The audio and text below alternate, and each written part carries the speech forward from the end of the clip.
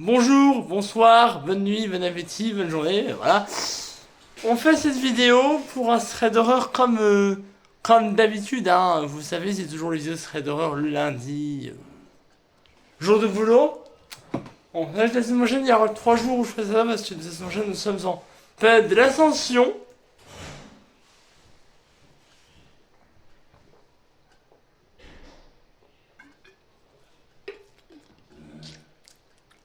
Et je vois, c'est oui, aujourd'hui il fait chaud. J'ai pas la température, mais il doit faire quelque chose de 25 degrés. Ça me rappelle les températures d'il y a 2 semaines, je crois.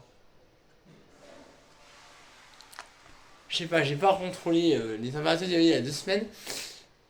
Le mois de mai va être très court parce qu'il y aura déjà 3 ponts.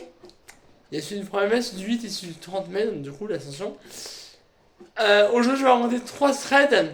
Le premier est plutôt court, le deuxième est taille moyenne, le troisième est long. Non, je sais pas si il y en a 3.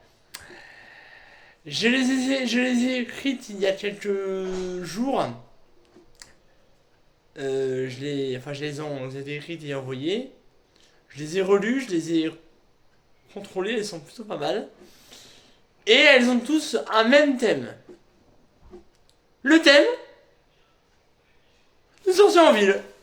Donc on y va. La première met en scène un ado. La deuxième met en scène un adulte. La troisième met en scène un enfant. Ado, adulte, enfant. On va voir la première. J'ai regardé la première personne, bien sûr. Mon prénom est Jules. J'ai 15 ans.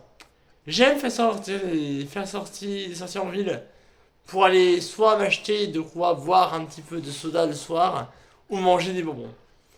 Ce soir, j'ai invité un pote à dormir chez moi. Nous sommes actuellement vendredi et il fait ce week-end chez moi. Je vais sortir acheter des chips. Lui, il prend les boissons, lui, il prend les chips. Étant pas dans le même village, décidons d'aller dans 2 magasins différents. Voilà. Je ferai également des bonbons. Pour la soirée, ce sera mieux. Mes parents étant pas là ce week-end, nous ont conseillé de faire attention à laisser la maison propre. Arrivé au magasin, je remarque qu'un homme se glisse derrière moi et choisit les chips dans son rayon. Il semble marmonner un truc. De style. Ça a l'air bon, ça. J'espère qu'il va rester là. D'un coup, je sais que l'homme parle de moi. Il a l'air tellement bon. Je pense que je vais le garder. Ayant apuré, j'ai décidé d'aller voir le gérant du magasin. L'homme me suit. Il a l'air bon. Chair fraîche, viande tendre. Le gérant entendant ça, décide de faire sécurité. L'homme se faisait emmarcher. Et d'un coup, je remarque que l'homme me regarde. Et dit: Ah non, mais je parlais de ce morceau de viande. Les policiers, totalement crédules, le croient et le relâchent. J'essaie de rentrer chez moi en courant. L'homme me poursuit, mais j'ai réussi à le semer. Et après plusieurs jours, je n'ai plus revu cet homme.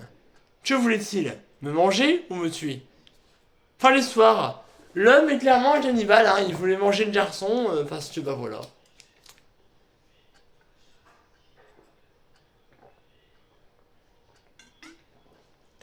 Alors, il va y avoir un homme qui va dire: c'est bon, vous allez prendre ça pour vous? Bah non. On m'a dit ça qui t'avait choisi à un adulte.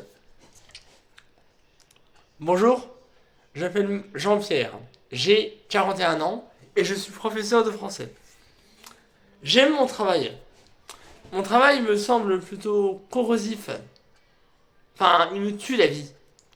J'ai des classes tellement de merde. J'ai des classes de merde. Ah, j'ai une classe de... La seule classe qui est gentille est la classe de 6ème. Ma classe de 3ème est horrible. Mes 4ème sont plutôt calmes et bizarres. Et alors mes 5ème, n'en parlons pas. Ils sont toujours en retard. Mais le problème n'est pas ma classe de 5ème, ni de 6ème, ni de 4ème. Mon problème est ma classe de 3ème 2. Ils sont tellement chiants que je me demande pourquoi. 3ème 3, ça va encore. Les 4ème 5 et 4 sont bizarres. Les 5ème 2 et 6 sont toujours en retard. Et les 6ème 2 et 7, et 8, pardon, sont toujours à l'heure, sont calmes, et plutôt adorables avec moi. Malgré le 3ème 3 et le vrai problème, malgré le 3ème 2 est le vrai problème dans cette histoire. Désolé, on va se vite arriver. Nous rentrons de vacances. Nous sommes actuellement le 24 avril. Oui, la vacances reste cette année. Les élèves arrivés en classe, ils ont cours avec moi le lundi de 8h à 9h, le mardi de 13h30 à 14h30, le jeudi de 9h à 10h et le vendredi de 10h à 11h. On est lundi, ils arrivent en premier cours de la journée, donc le mien, et disent bonjour monsieur. Ça bien. Je dis sortez vos affaires et montrez-moi votre cahier de notes signé.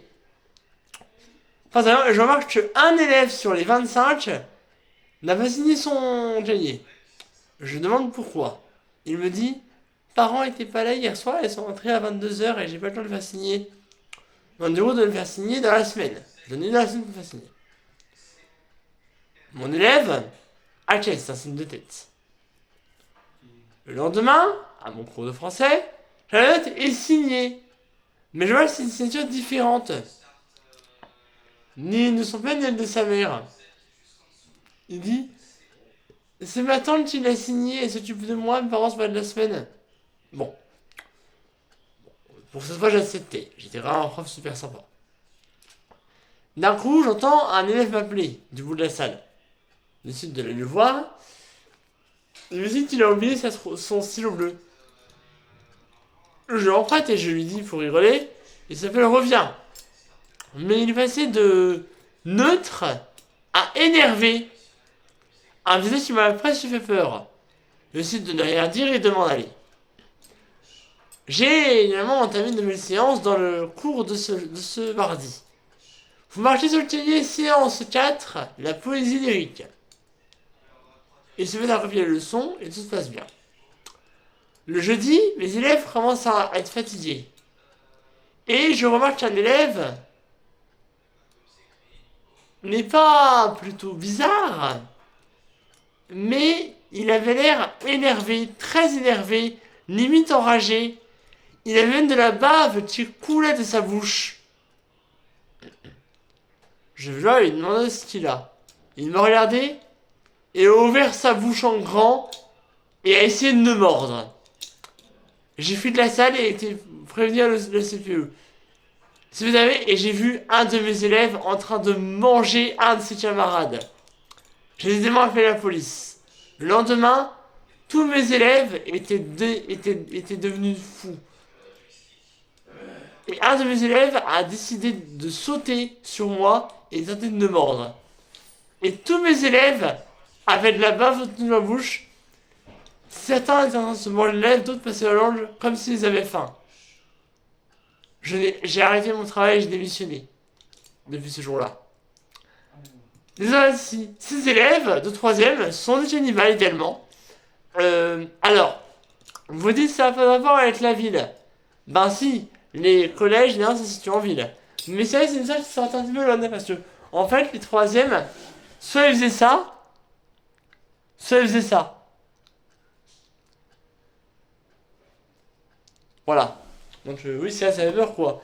Moi, je serai jamais prof, hein.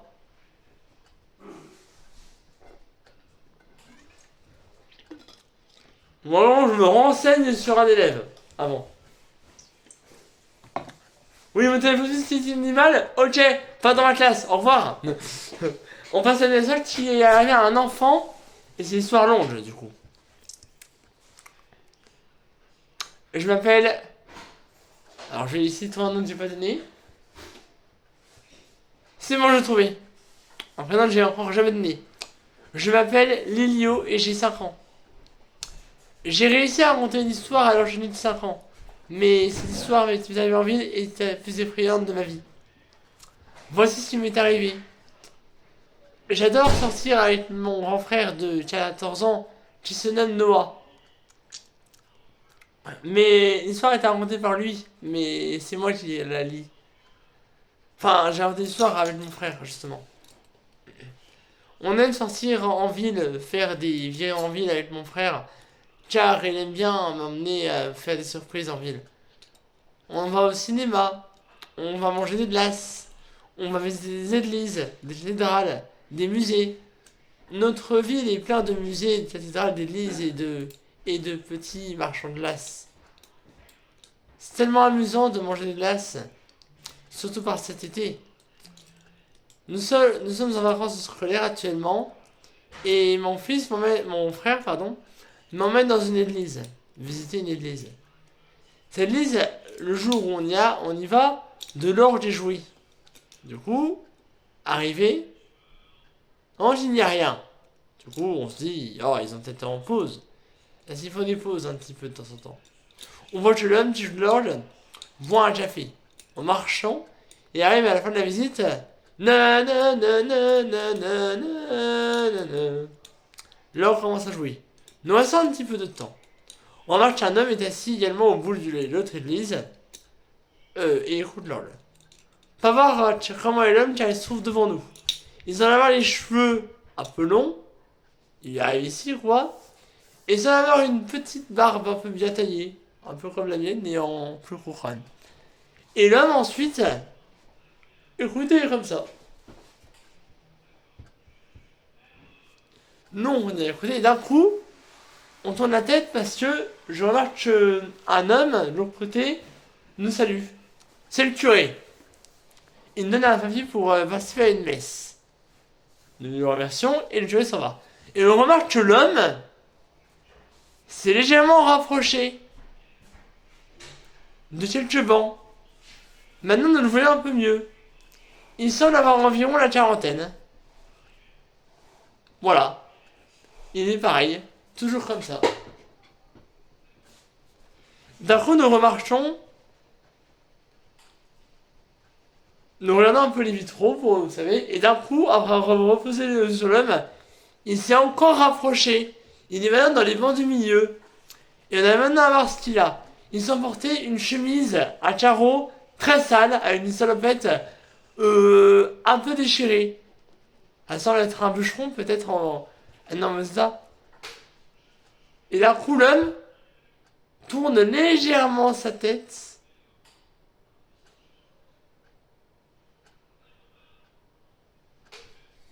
Et tourne dans l'autre sens, comme ça.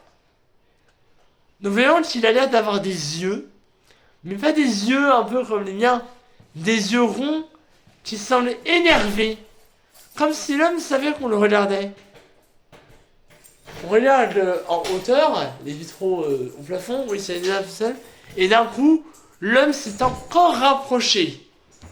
Nous voyons son dos, et dans son dos, il a une hache dans sa salopette. La lame dépasse légèrement de sa salopette. Mais moi je la vois. Comment n'a-t-il pas été remarqué par le vigile d'entrée? Au moment où nous trouvons le vigile, l'homme décide de se lever et de nous courir après. Le vigile intervient et faut que l'homme ait une hache. La police a été appelée, l'homme a été embarqué, on n'a jamais revu. Mais avec cette hache, voulait-il tuer ou juste rien faire? On ne le saura jamais. Fin de l'histoire, l'homme était clairement un tueur avec une hache, voilà. Il voulait tuer, je pense, une garçon et son grand frère. Voilà. Allez, je vous remets dans une ambiance un peu verdâtre, printanière, pour vous remettre à un endroit où il n'y aura pas de cannibale et pas de tueur. Une histoire très effrayante, hein. Moi je pense même que moi j'aurais flippé si ça s'arrivait. Une histoire fictive bien sûr, mais elle est très effrayante. Maintenant vous allez aller en ville, hein. Voilà. Je vous laisse. Merci encore pour votre soutien à tous. Vous êtes 48. Allez, 2 et je fais des lives. Sur ce, bye.